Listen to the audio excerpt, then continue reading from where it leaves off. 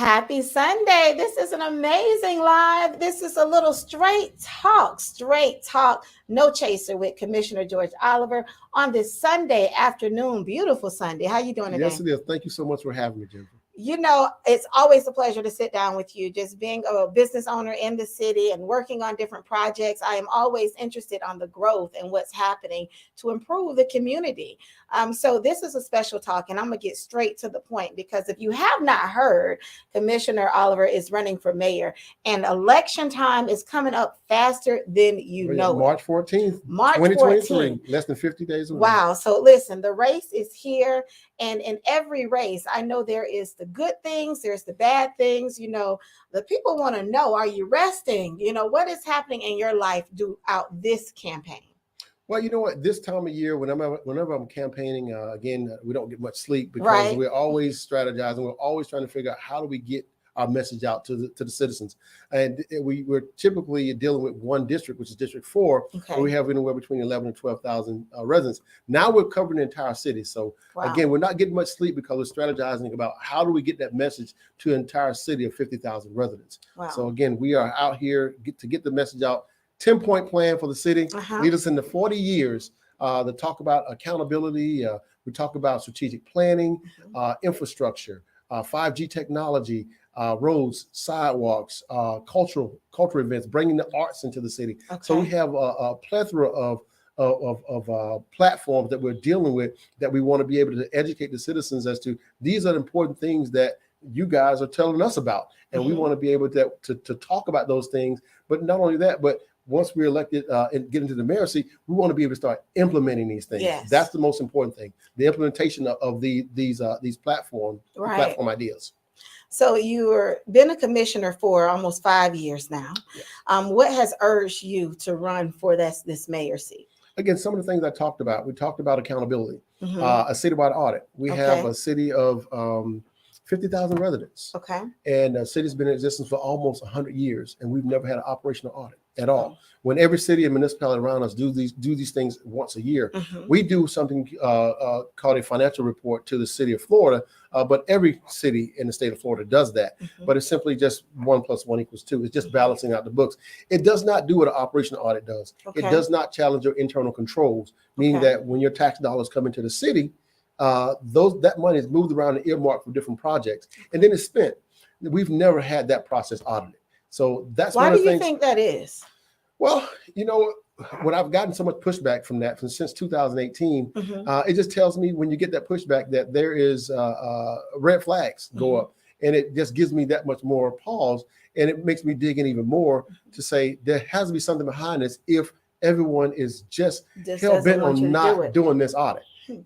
But then you have to go back to 2016 where the city voted to do this type of audit, but it never funded it.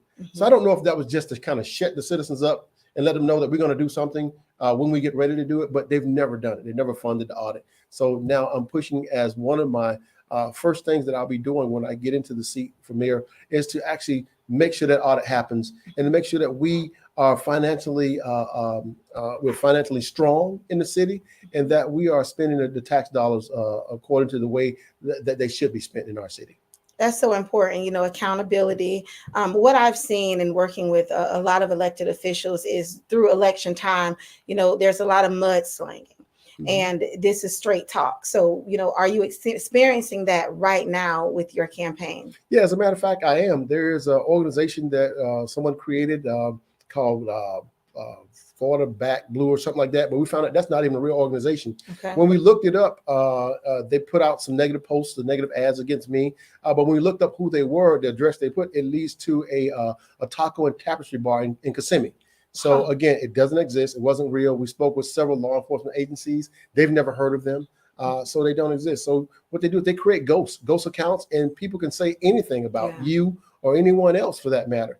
But again, people are talking, they're saying things, they're throwing mud, but that's not going to deter us. We're going to continue to stick to the issues. Accountability being the very first one, that audit must be done. And again, I don't know what would happen as a result of that audit, but it tells me all the mudslinging and the things that's being said, it tells me that something will happen may it be good or bad, but something will happen as a result of that audit. And someone may end up answering to law enforcement about some of the things that it may uncover.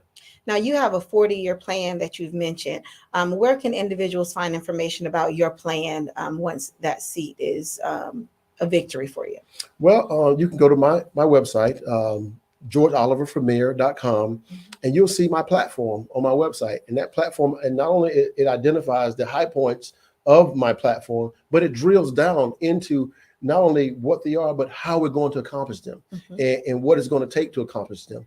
The only thing it doesn't talk about is the amount of tax dollars that it would take to do it, which we have a coffer. Actually, we have money in our coffers right now, but we want to be fiscally responsible in using those. So we can't get everything done at one time, but we can start with the audit to know exactly where we are. And then that way we know how we can spend these tax dollars on getting these things done, getting these roads paved, getting the sidewalks completed, getting 5G technology in the places that we need this technology, looking at retail economic development, looking at bringing in cultural events the arts that's going to actually bring in more tax dollars into our city. So this is where you can find that information on my website. That's georgeoliverformayor.com. georgeoliverformayor.com. You know, I have always been a platform to share and educate the community on the leadership in the community. You know, you were on the cover of IBA Success Magazine, and I just so happen to have one. You was on the cover of IBA Success Magazine last year, and this topic was men with the billionaire mindset. Yeah. You know, having that great mindset of leadership, I'm sure, has pushed you into determining what you want to do for the future of Ocoee. The negativity that's out there, do you feel like it's affecting you? And is there a way that you want to address that? Well, you know, and that's one of the things that we've done today.